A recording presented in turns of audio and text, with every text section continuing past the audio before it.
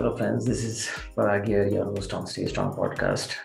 Thank you very much for tuning into this podcast. I'm so very glad that I'm able to share a very valuable inputs from the best lifters from all over the world. Today we have Carol Addy from Boston, US. She is a chief medical officer working in a French company. Beautifully manages her work and her trainings. We are going to see how does she train herself, how does coach help her to train, what kind of nutrition does she take. So we are going to deep dive into her mind and understand her training programs and understand how does she really prepare for the World Championships or even the national competitions which she play in the US. Please help me welcome Carol from Boston. Yeah, hello friends, this is Parag here. Welcome back on Stay Strong broadcast. We have Carol from Boston, US. Over to you, Carol. Please introduce yourself, a kind of little fitness background, and of course your professional background. What do you do? Hi, Parag. Thanks for having me today. Great to connect with you in follow-up to Portugal, which was not too long ago. Yes. My name's Carol Addy, and I'm 63 years old. I live outside of Boston in the United States, and I've been involved in kettlebell sport since 2015. I started when I was 56, so somewhat late compared to others, although got some terrific role models that are, I won't say of advanced years, but of wise years, I'll put it that way. Yes. I got into kettlebell training kind of serendipitously. I've been an athlete all of my life. I ran track and field when I was younger, and then I got into cycling, and I was a professional bike racer for most of my 20s. And when I got close to turning 30, I decided that I needed to do something more serious with my life, professionally speaking. And so I went back to school and ended up going to medical school. Okay. And that was really so that I could share my passion for health and fitness with my patients. Okay. And when I went to medical school, of course, time was really limited. And so in contrast to being out on my bicycle for 4 or 5 hours on a training ride, I needed something that was far more efficient. So I graduated to running, and I got into long distance running during the time that I was in all of my medical training, did a number of marathons, and continued that. I loved it, was passionate about my running. But then as I got into my later 40s, it seemed like I was being injured more often than I was healthy. And that was really a source of frustration to me. Okay. And that was really a driver for me to begin to work out with a personal trainer who introduced me to kettlebells. And so I really started with kettlebells, more just general fitness. Okay. And I really loved the diversity of kettlebell training, strength, flexibility, intensity, and that I could get a very good workout within a very short period of time. Yes. So efficiency, of course, is always important when we are working most of the day, which I was. Yes. And then as part of that, I started to do some of my own programming, and I picked up a book that was authored by Lorna Kleidman. And yes. I think you know Lorna. Yeah. And so this was a general fitness book. And so I was curious to know more about, well, who is this Lorna Kleidman? And I looked up online and discovered that she was involved in this thing called kettlebell sport. Yes. And this really intrigued me. And so I started looking around, investigating.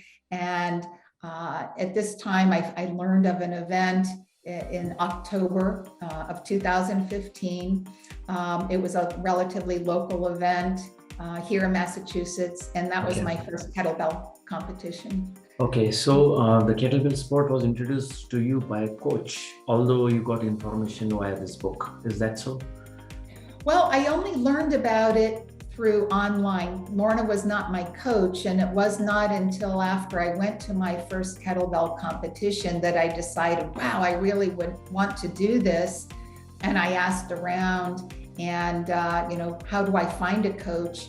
And everyone at this particular competition pointed their finger at Chris Duffy, who's been involved in the sport for many, many years. And they said, Chris is your man. If you really want to do this, get connected with Chris, which I did. Okay. And so he has coached me on and off since that time. Okay, great. So coming from track and field to having various kinds of sports earlier, but you had some kind of injuries in late 40s. But when you started picking up kettlebells, what was the change you saw in your body? Was it you were getting more healthier, or was it that your conditioning was better and you would still do cycling, or you totally switched your sporting life of doing cycling from kettlebell sport? How was it? How was the transition? Yeah, I would say that I predominantly switched to lifting, with cycling now being supplementary. And that's continues to be how I get my cardio in. So I'm primarily just lifting at this point in time, which works well for me because I have very crazy working hours. I'm a chief medical officer at a biotechnology company. So coming back to efficiency, I really need to, for the most part, get my workout in within an hour's time. Yes. So when you started lifting kettlebells and when you got introduced to kettlebell sport, that is way back in 2015, what lift did you started? Did you started with snatch or long cycle? How was it? I started with snatch, and that was a problem because when I started working with Chris Duffy as my coach, he said, well, I think you should train for biathlon. And so I started to do this lift called the jerk, which for me was very challenging and certainly not natural. But I really came to, it's a love-hate relationship with all lifts, in my opinion. And so sometimes jerks are one of my favorite lifts and sometimes not. But I've primarily trained and competed in biathlon. In Portugal, that was an exception. I think that was the only time that I did snatch only. Okay. And so after coming back from Portugal, I resumed back into biathlon training, and I realized how much I had actually missed doing jerks. Okay. So biathlon was your kind of first introduction to getting into the kettlebell event, right. The main event. Okay, great. Yeah. Now, when you're training with kettlebells, simultaneously, are you also training for the strength training? Because you are doing cycling. So how does your program looks like? Say, for example, you do 2 times kettlebells, 3 times kettlebells, 2 times strength training, cardio. How does this entire week looks like? Yeah, I like the variety with the biathlon. So I typically do Monday, Tuesday, jerk followed by snatch. Wednesday is cardio and maybe some supplemental exercises. Thursday, Friday, jerk and snatch again. Saturday would be cardio. And then I typically do a full rest day on Sunday. So that's the pattern. It's a nice way. I like the variety. It really mixes it up. Okay, so you train pretty all the week except Sundays. Is that so? Yeah, for the most part. Okay. So when you're training for an hour at this age of 63, what is your biggest challenge? Is it the intensity of the training or is it the recovery? How do you feel? Are you progressing? How do you measure the progress?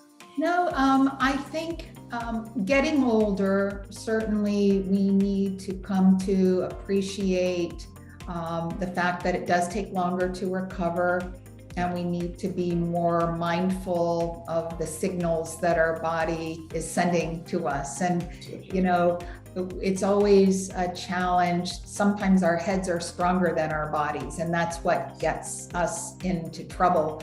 And so I'd like to think that as I've gotten older, I've gotten a little bit smarter in terms of really listening and paying attention and not feeling that I have to do my workouts if for some reason I'm not well, today, in fact, I had a workout that I was planned to do, and I got, let's see, maybe 3 minutes into a snatch set, and I just put the bell down. I said, it's not happening today. And I had a hard workout yesterday, and I kind of knew that I was blown out from that workout. And so I just said, okay, I think it's a good decision just to pause.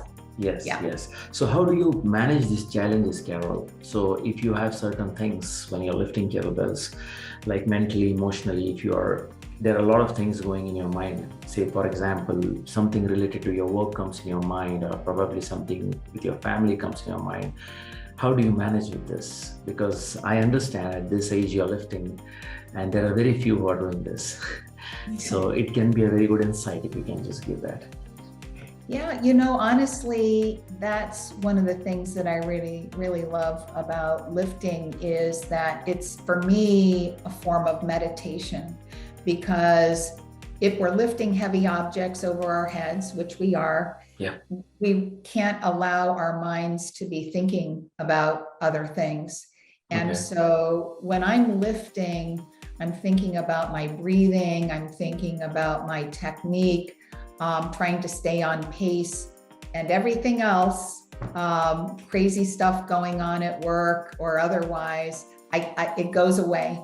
And so it's really, for that short period of time, a tremendous source of, well, meditation, stress reduction. So it's first thing in the morning for me, and it really sets the tone for the day, I'd have to say. Okay.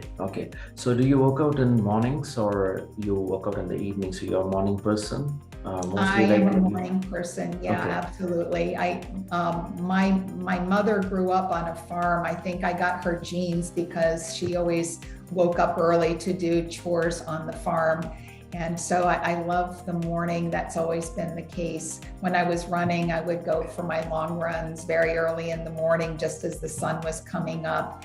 And so that is the case for me now, which works well because my company is based in France. So it's 6 hours earlier. And so my getting up early to get my workout in really serves me well in terms of getting a start with my workday.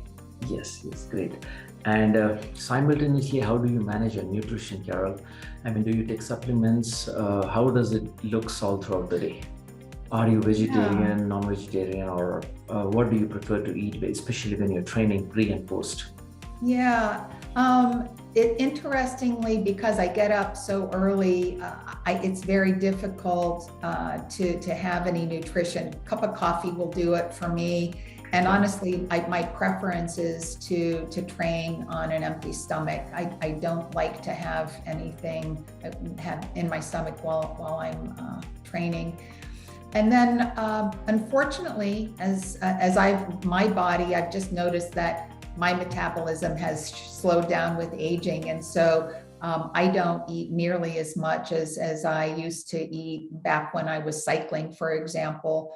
And so I noticed that I have adjusted how much I'm eating, but I'm not really changing so much how I'm eating. I'm not vegetarian, so I eat a balanced diet, a lot of fresh vegetables primarily, lean proteins and that sort of thing. Okay. And then, go ahead. Yeah, you also take supplements, like in the case like protein or some gluten, something for recovery? I do. I don't do anything specific for recovery. I do take supplements, multivitamin, calcium and vitamin D for bone health, for recovery, and maybe Curamin, which is a turmeric extract, which is good for anti-inflammation. Similarly, fish oil, magnesium, so those types of things. Nothing crazy. Okay. Yeah, that's, to be very honest, is as basic as it is needed, like especially vitamin C's and E's and all that. We need to depend on some supplements, which we actually cannot get it from the food directly. Although we get it, but it is always insufficient. Yeah, that's right. Great. Do you have any negative experience of kettlebells lifting at this age, Carol? Like it might be injury or maybe anything. I mean, if you would like to share. Oh my kind of thing. goodness. Well, it's not from lifting kettlebells, but although I did have one injury specific to kettlebells, but since I started kettlebell sport in 2015, I've had 3 rotator cuff surgeries. And so 2 on the left side and 1 on the right side. And in fact, I think I qualified for Portugal only 6 months. I had surgery on this shoulder. Okay. So when I think back about the duration of time since I started competing, honestly, a lot of that time has been in recovery, Okay. doing rehabilitation and getting recovered. I'm happy now that I think both shoulders are doing quite well. But it also, I think in some ways was helpful because during my recovery from surgeries, I would just train one side only. And so I think it really helped to develop unilateral strength on both sides. In fact, one of the competitions that I'm most proud of was in 2019. I was recovering from surgery on my left shoulder, and I did one arm biathlon all on my right side. And so I did 2 10-minute lifts, the jerk and then the snatch. Nice. And then I ended up doing one arm long cycle after that for fun. So I was really proud. In fact, I think the numbers that I put up for jerk and snatch are my all-time competition bests. Wow. And that was with one arm. Wow, that's super. So that was because of the injury. And how did the injury happen actually, if you want to share that? Yeah, well, the first injury, I stepped outside of my house not realizing that it was slippery, and I just fell and directly injured my shoulder. Okay. I think on the right side, it was kind of a wear and tear injury. And then when I re-injured my left shoulder, I was snatching with 20 kilograms, and I still don't honestly understand what happened, but at the lockout, I overextended and dislocated my shoulder, which tore the rotator cuff. Oh, okay. So that was 6 months prior to Portugal visit, or a year? Okay. Yeah, so I'm just a little year out now and starting to feel like I'm back to normal. Okay, so you have undergone the rehabilitation for it. Yeah. Okay, great. Wow. I would like to know that you've been training on and off with the coach, and it's been like over 6-7 years you've been training. So how is your experience training by yourself and training with the mentor? Did you find any difference? If you can share your experience. You know, it's interesting. So right now I'm not working directly with Chris, but I've saved all of the workouts that he's given to me over the years. And so even though he doesn't realize it, he is still coaching me in many ways. And the funny thing is that our coaching relationship was always virtual. I never saw him. In fact, I only saw him was when we were in competitions together. And so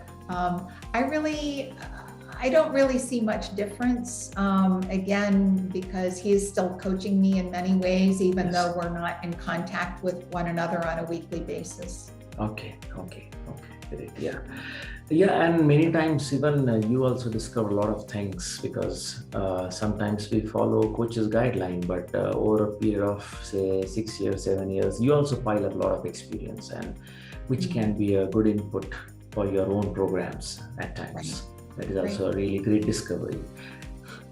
Okay, maybe if you can share, if you remember, of course, the best lifting records in all formats in the US and international. Maybe just few, maybe if you have done marathon, maybe into that. Yeah, I've never done marathon, although, you know, when I reflect back to my running, I think maybe there might be some marathon in my future, but not quite yet. And the competition in Portugal was my first World Championship experience. So I competed in the 16 kilogram amateur snatch and 12 kilogram for my age group, same with the snatch. And I realized, well, that was my first competition since 2019. And so I had a lot of reflection after that, realizing that, well, my performance, although I got a silver medal and a bronze medal, my numbers were not what I had hoped for. And so I think largely just not being accustomed to being on the platform for that intervening period of time, given that we were, in the COVID setting and competitions weren't taking place. And as I also reflect on that too, I realized that I really enjoy my training more than I like competing. And I kind of think of the analogy as I really like the journey, maybe more than the actual destination. It was all good, and I'm inclined, hopefully to pursue qualifying for Hungary in the events that are planned early next year here in the US. So we'll see what happens. Absolutely. Yes. Great. So it is a really great experience for me also to understand your insights on how you train, and simultaneously a great experience for the viewers also who are checking out this podcast, because at your age, 63, of course, there are not many women who are lifting kettlebells, and you're doing really amazing. So I said to my US teammate, Sandy Doyle, and I think she's either almost 60 or has just turned 60. And we were on the platforms next to one another in Portugal, and we said, power to the dinosaurs. And so, I think I got started in the sport late in life, and, I think it's never too late to start. Absolutely. Yeah, it's never too late. It is just the decision what you have to make. That's right. Find a good mentor and you're all set to become world champion. Well, and also not to minimize the health benefits. And so as a woman, I need to be mindful of my bone density. And I know that my bone density has increased since I've started lifting kettlebells, and I'm very proud of that. Okay. Can you share one experience or maybe two experience post your kettlebell lifting? What are the benefits you have got as far as health is concerned? For example, your cardiovascular system getting better, maybe one or two more. What do you feel? If you can just share. I just feel strong, and I mean, quite honestly, I don't feel that I'm my age. And in fact, when I have to say how old I am, I quite frankly don't understand how that happens, because I certainly don't feel that old, even though, I guess 63 is not really that old, but honestly, I probably feel 20 years younger than I am. You are. Hopefully that continues for some time. Absolutely. But was this feeling you had while you were doing cycling, or probably when you were doing other kind of sporting events earlier before kettlebells was introduced to you? Did you have this feeling? Yeah, no, I think there is that feeling. And, I think when we cultivate our physical strength and ability, I think it really translates to our heads, in that, I feel like I can do anything that I set my mind to. And, that carries over into many aspects of my life. And I think also it really speaks to, the ups and downs, the challenges that we all face with our training, how that translates into regular life. So it's really kind of a microcosm of life in many ways. Yes. Great. That's a great answer. Yes, we are almost on the way of concluding the podcast. If you can share like a very powerful message for the women kettlebell lifters out here in India, your experience, it would be a great message from your side. I just encourage people to get involved, to try it. I know it can be scary. When I first picked up a kettlebell, it was scary. So find someone to work with who can really show you proper technique. You don't want to get hurt doing it. But there's a whole world out there that will open for you, and so many benefits, as I just spoke of, health-wise, attitude-wise, and not the least of which the opportunity to meet a lot of terrific people in the sport. Yes, that's the biggest advantage what the kettlebell gives. Yes, great. Great. Thank you, Carol, for your time. And I'm sure you must have packed your bags to leave France. And I wish you bonjour, and thank you very much once again. And I wish you good luck for your upcoming competition in the month of December, which you're planning. And then definitely next year, if all things go well, then we'll definitely meet up. Thank you, Parag. Best of luck to you as well. Yes, thank you.